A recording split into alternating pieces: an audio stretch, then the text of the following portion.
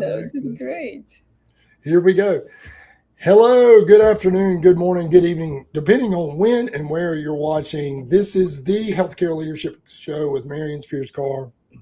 That's me, and I'm glad that you're with us. If you're watching live, let us know in the comments, or if you watch the replay, let us know in the comments. And if you have questions about today's topic, please feel free to put your question in there. Today's topic is From Outsider to Impactful Insider, a physician leader's perspective.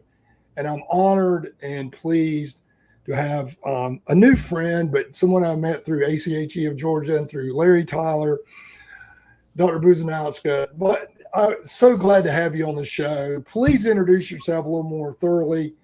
You have an incredible background, and we're going to jump into this topic because this was something you and I talked about and how critically it is for us to have this discussion, because there's more and more physicians moving into what was traditionally non-physician leaders roles, and they're making amazing impacts across the enterprise.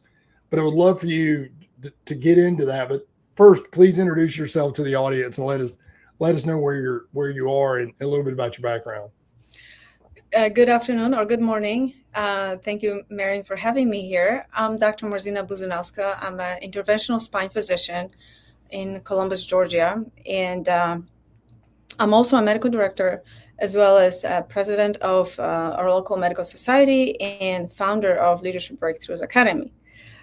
And we met through ACHE, and it's been a great journey, a great organization. And I love this topic from outsider to insider, and how to become leaders and how to make an impact as a leader anywhere. Well, I'm glad we're having this conversation because my audience is typically hospital executives, also physician leaders across the country, and aspiring physician leaders. And I would love for you to start with kind of what's been your journey to move from, and you're obviously a very accomplished physician in the spine space. And by the way, I think we've talked about this before.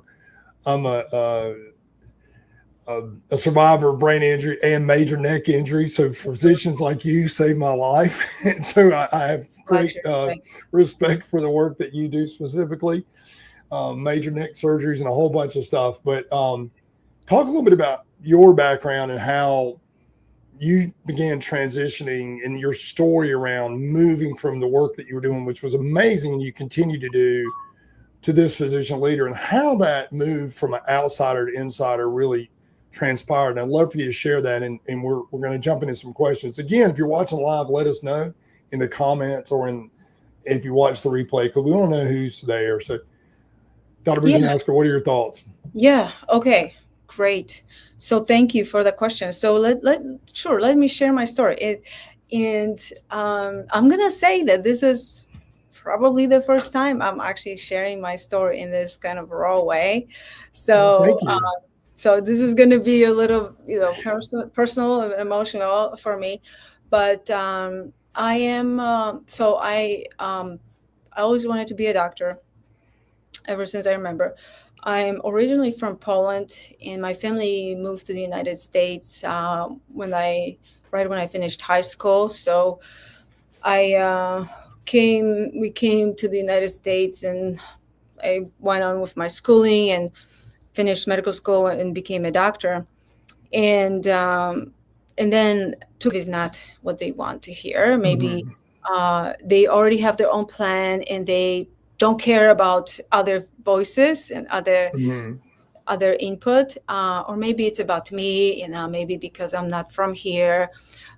So this idea that I'm an outsider has sort of become like the explanation to me, like I'm an outsider, and because I'm an outsider, they don't want me. And nothing's going to change that, because I'm always going to be different, right? I'm always going to have the perspective that I have as a physician, and I'm always going to be someone who wasn't born in this country. Nothing can change that. So that means that I'm permanently doomed to never being able to succeed as a leader in this sphere. So different life circumstances sort of occurred, and it made me actually have to change jobs. And I was very kind of happy that I landed in a job that was minority owned. So a lot of the reasons that I used as a reason, as an excuse why I couldn't succeed in a previous place, as like some of the things was I mentioned. Some of the other things, it was that, I'm not a surgeon, and these are like a lot of surgeons that I work with, and they don't want a non-surgeon. Like always, that like what makes me different, right? That's the reason why I cannot Yeah. like be a part of that. And or because I'm a woman and these are men, mostly men, and that's why they don't want me. Like all these kinds of like what makes me different. And then I moved to a minority-owned organization that's like single specialty. So I was like, there was no surgeons running me. It was just interventional spine. It was other minority individuals. So like, yeah, me being a woman shouldn't be a reason, right? Shouldn't be an excuse, Yeah. or not to succeed. So I'm like, okay, all these barriers are now out of the way. So like, I'm gonna kind of just step in here and become who I want to become.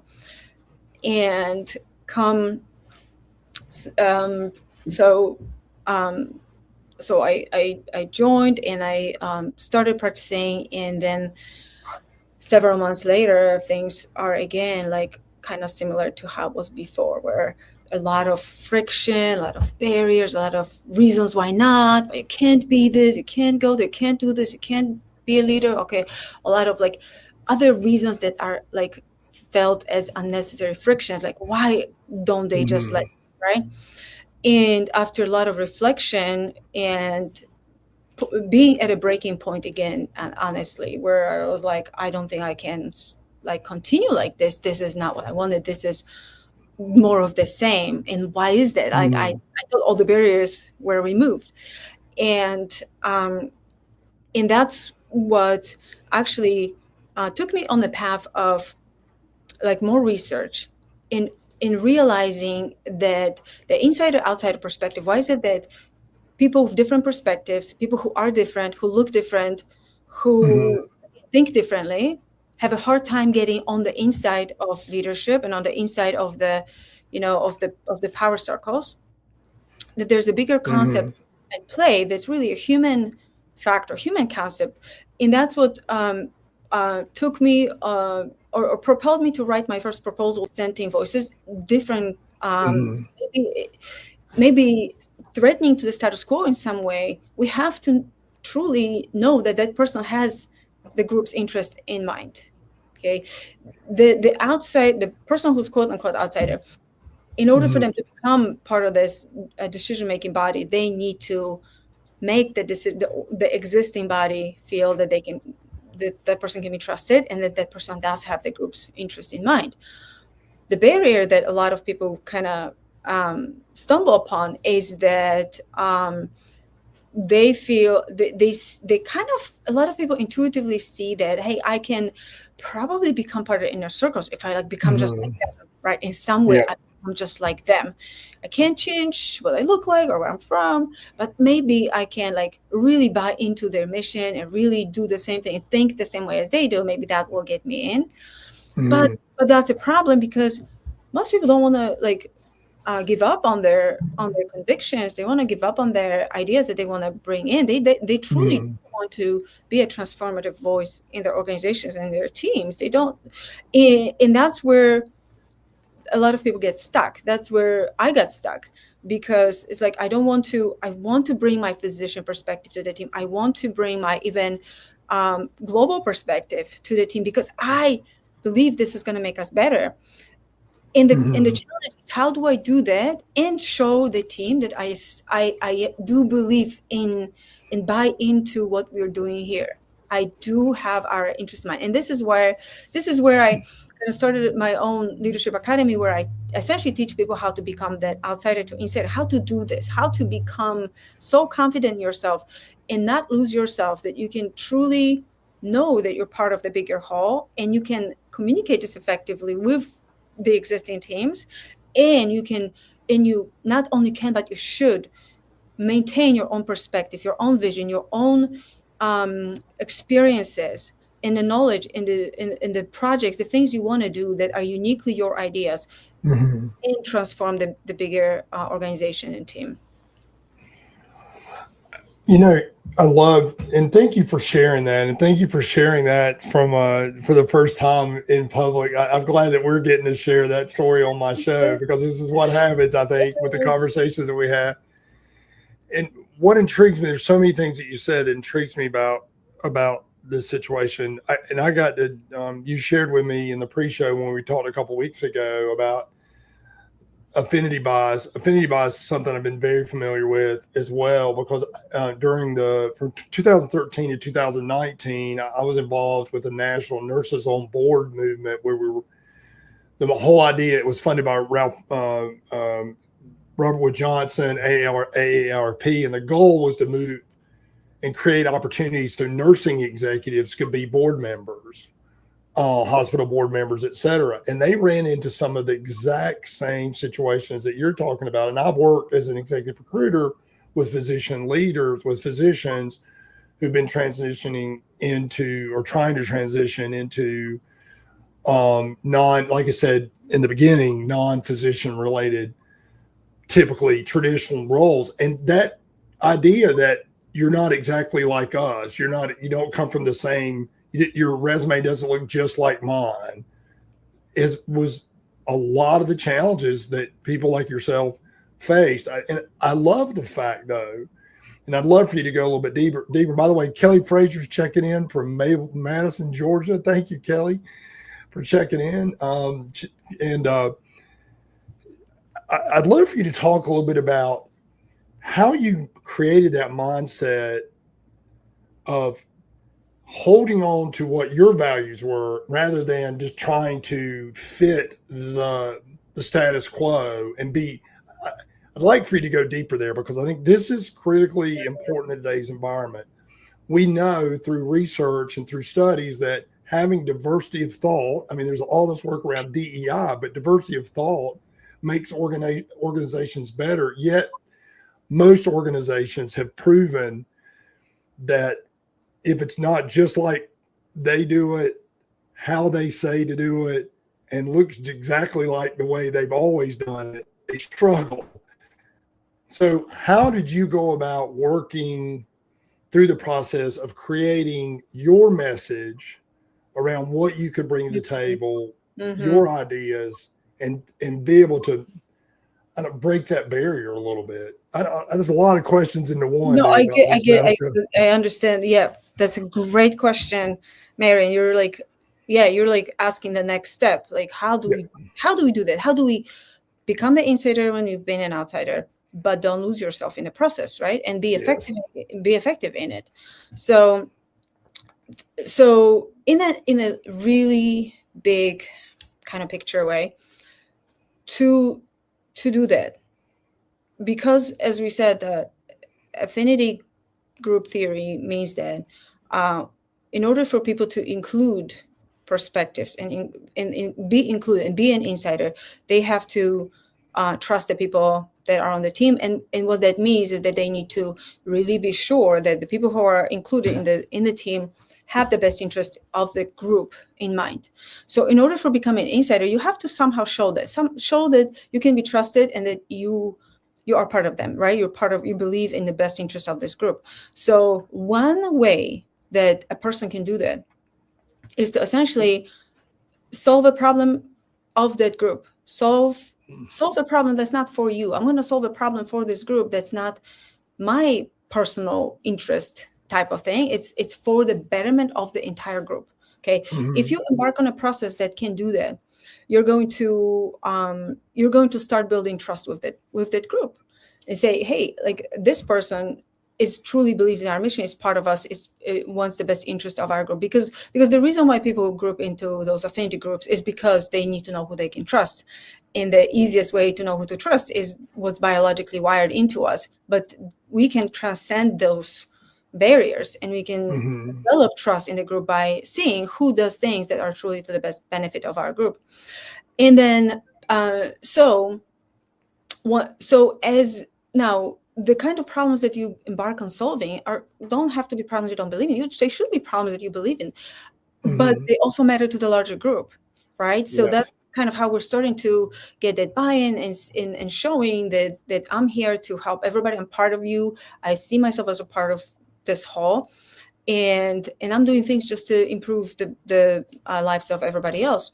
And then and then as you have gained that trust, as you've shown, and all of this should be completely genuine. It needs to be genuine because people see through those ingenuities. And in fact, if you are already starting off as an outsider, you're going to be under more scrutiny to make sure that people they're really verifying if you're honest or not.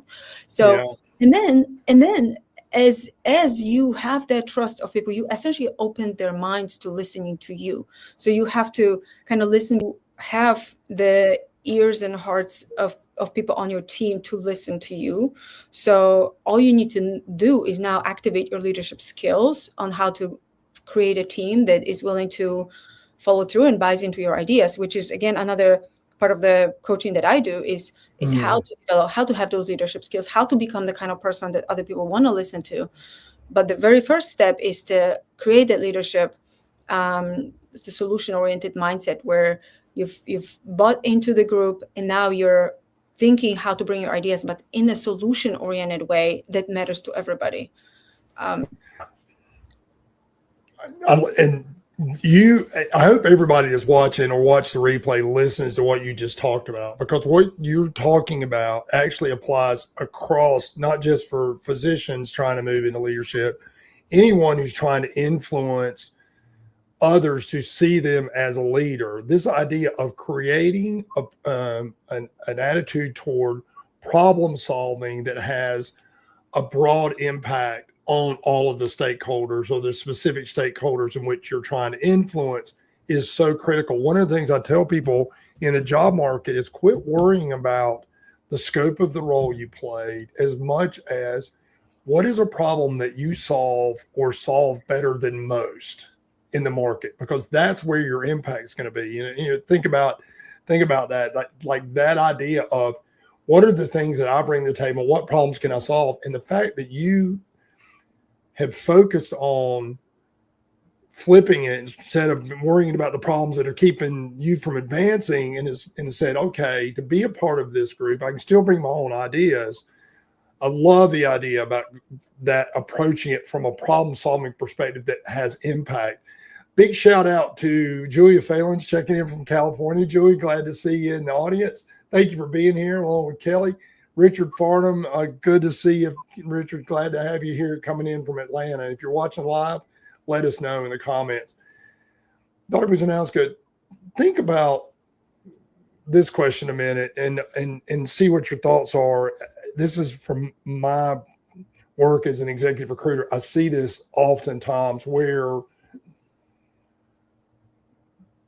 people tend to fall back on the strengths that they feel the most comfortable in. A lot of physician leaders who are applying for or interviewing for their first leadership job, they tend to fall back into the amazing impact that they've had as a clinical leader, but they need to translate some of the things they did in the past from a leadership perspective so that the person that's making the decision to potentially move them forward can see them in that light. What are some examples, or at least one example, where you've seen had the ability to say, you know what, I have been this clinical leader, but this is some of the things I've done to impact the situation that has positioned me quite well to be a leader in other contexts?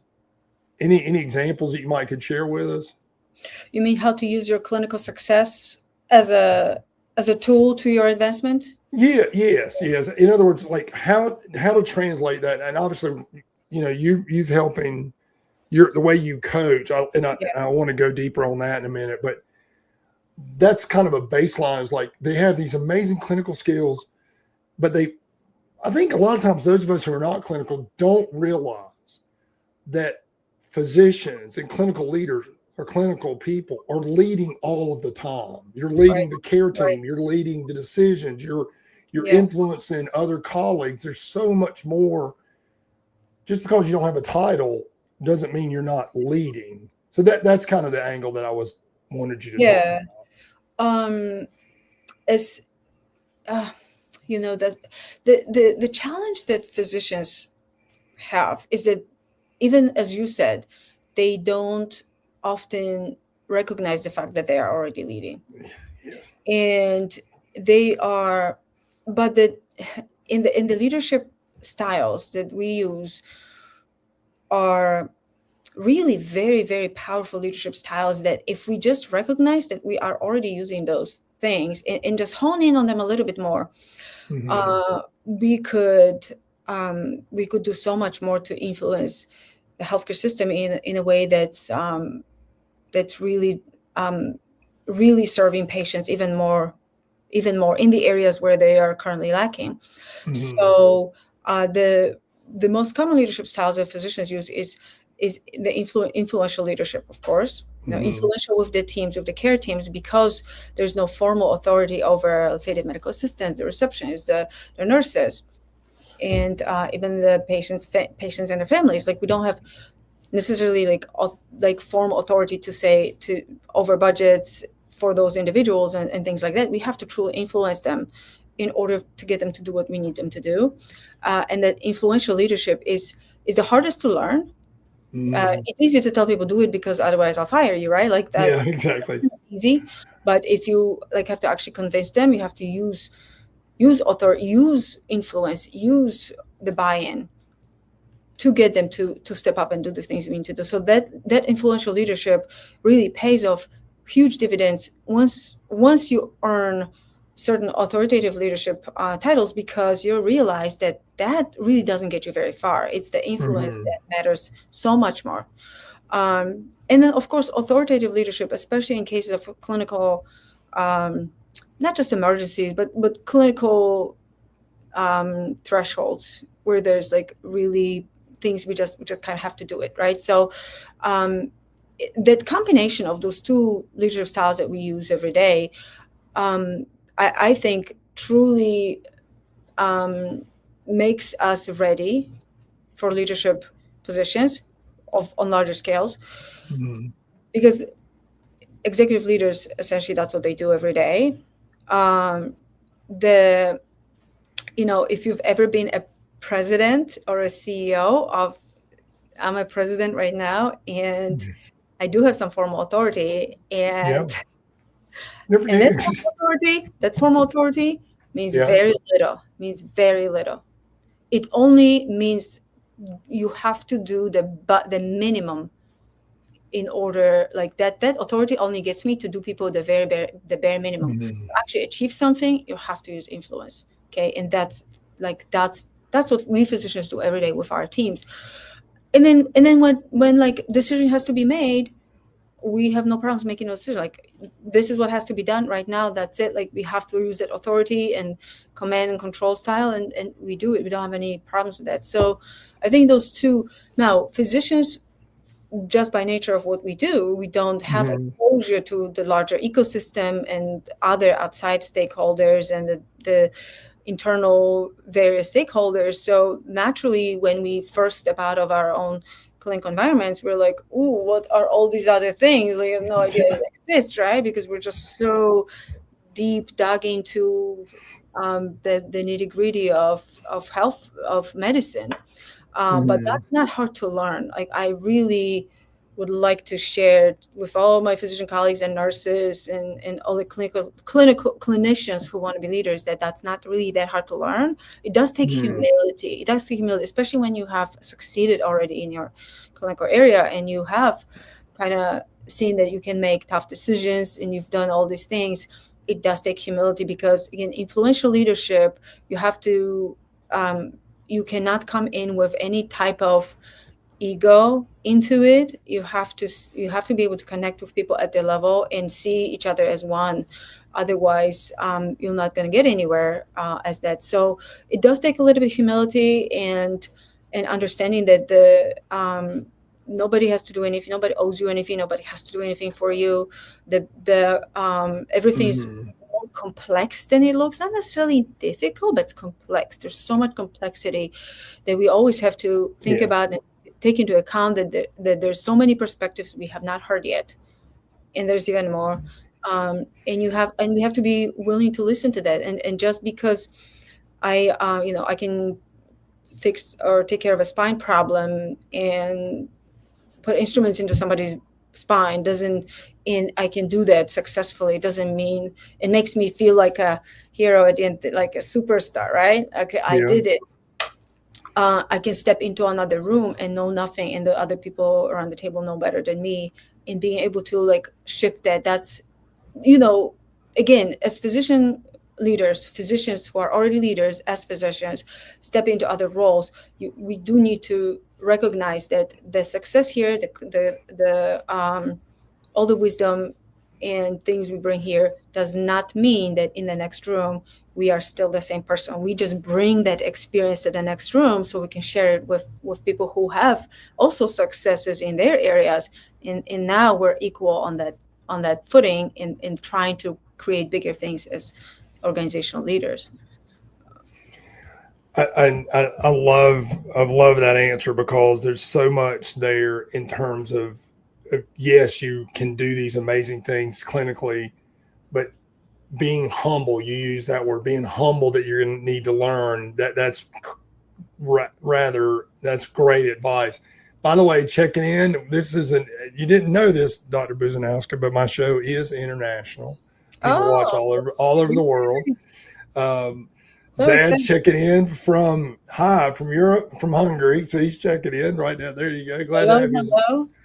hello. Glad to have you, Zad. I'm glad to have you, man. And he's on my brother in flow theory. I'm glad to have him. So here's a question that this might be not a curveball question, but there are a lot of hospital leaders and board of directors that watch my show. They usually watch the replay, and I would love for you to share your bit of advice with them on when a physician executive or a clinical leader is applying for a role with them or discussing growth with them, et cetera. What's something that they may not realize about a clinical leader that could maybe move them away from the affinity bias that they have? In other words, what's something they need to know about people like you that have made that leap and made that movement toward leadership in the context of the roles that you've played that they may have not thought of? Any thoughts on that question?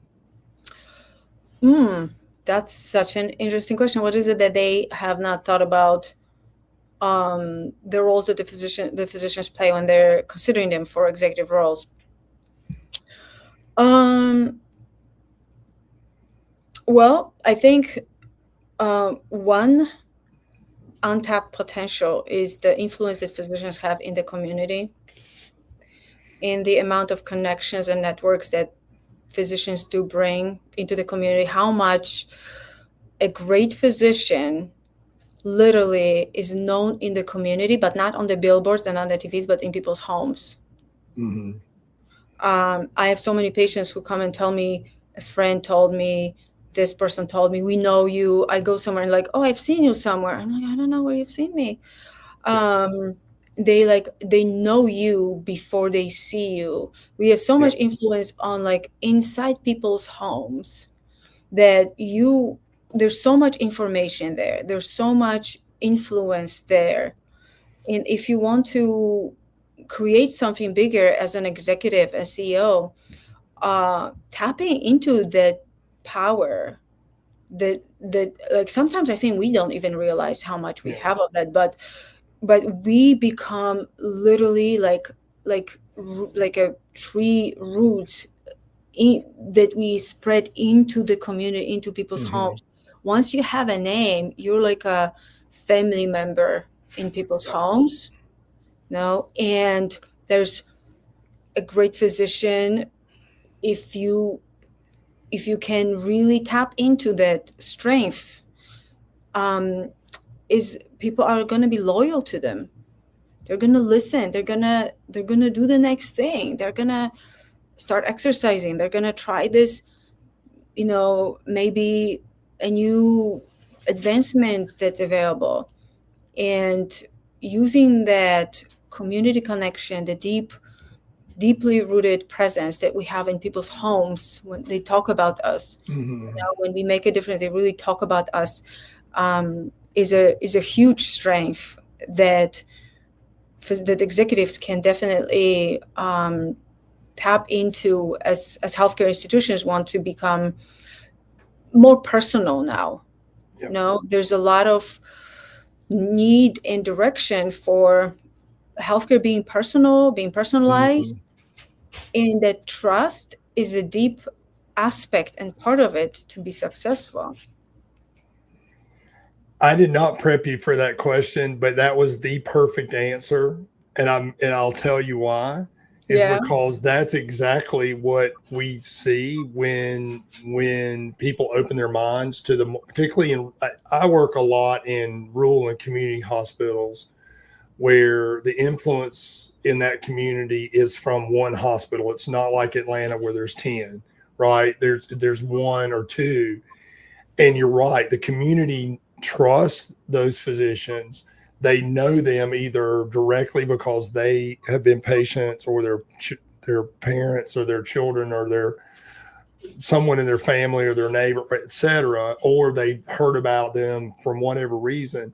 There's so much value in that relationship in the marketplace to the consumer that it's so overlooked a lot of times by boards of directors and hospital executives who've not had a lot of success with promoting physician leaders or giving them the opportunities to grow. That is absolutely the perfect answer, because we've seen that across the country. Matter of fact, the hospitals in the rural and community markets who have done that have elevated Mm-hmm. or had the opportunity to have physician leaders, particularly ones that had previously practiced in the region or had some connection to the region from that perspective. They get great buy-in from the community. So that's Yeah. the absolute perfect answer. So thank you for that. I mean, we Um, know we know the communities, we know the people. I just talked to an executive last Friday, and he said to me something that a physician, primary care physician, told him that the executive team had no idea about what the patients in that physician's group are doing, are saying, are thinking. What struggles they have. How do we truly solve those people's problems if we don't really understand them very closely? And we physicians do have that privilege. So yeah, it's a very important part of what we bring to the table as leaders. Perfect answer. Felipe is checking in. Felipe Confino is checking in from Washington, D.C. Felipe, glad to have you. He has by the way, Dr. Buzanowska, Felipe has a massive following on LinkedIn as well, much bigger than mine. So glad to have him in the audience and Yeah, being well, in my circle of influence. Uh, we're about to wrap up, but I would love for you to share with the audience how they can get in touch with you to learn about the Leadership Breakthroughs Academy or your work, or what are some ways that people can get in touch with you? And thank you so much for being on the show, by the way. This was a great conversation. I know we got started off, you're like, not sure what we're going to talk about, but your answers were amazing. So thank you for that. How can people connect with you, Dr. it's Buzanowski? it's my pleasure. I'm gonna share my website, and if anybody wants to talk to me, just schedule a call, follow that link, and set up a call with me. And of course, on LinkedIn, can DM me on LinkedIn anytime. Um, yeah, I would love to. If anybody feels like they're having a hard time breaking through with the existing circles and want to make a difference in their organizations, that's what I help uh, clinicians do. And I just want to say that this is very important, obviously, for people who care, right? People who want to make a difference where they work, so that they feel more empowered. They feel like they can bring their expertise, they can change things, and they can actually enjoy their work and their lives. But for organizations, it is so, Marion, we talked about this last time, so Yep. crucial for organizations to bring outside voices, to have that steady influx of quote unquote outside views and outsiders or outside perspectives and people that make you feel a little bit uncomfortable. Bring them in, listen to them, and sculpt and improve and future proof and innovate in those organizations. If we think that innovation is going to be by doing the same thing we're doing just more effectively, that's not real innovation. It is some sort of innovation, but it is not true innovation. That's disruptive innovation. That's not future proofing. And that organization will become irrelevant sooner or later if they don't do it. So it is so important. But I help individuals become ready and become part of that process so that they can, succeed, because it's not always easy. And as I shared my story, it was very, very painful. Yeah, to it was. become the kind of person who can work in those environments where I'm an outsider. Like there's so much, pain associated with like being an outsider. That's extremely unsafe for people to be in how to get the strength, get the confidence, get the skills to get in, step in, and face the challenge. Well, thank you so much. And I took your link and put it in the comments. If anyone's interested, click on that link in there. And if you watch the show, you watch the replay, let us know in the comments. We'll be checking these comments over the next few weeks. I'm going to invite you back, Dr. Busanowski, because I think this is a conversation we need to have yet again, because I think there's some people in the back of the room that need to hear it. And so I hope you can come back on soon. Anytime, Marian. What a great conversation. Thank you for joining us. This has been the Healthcare Leadership Show. Thank you all those that checked in during the live. If you're interested in the work that Dr. Busanowski does, click on that link or connect with me on LinkedIn and I'll make the introduction. Thank you for being here. Have a great Tuesday and we will talk to you again next week. Thank you. Thanks, everyone.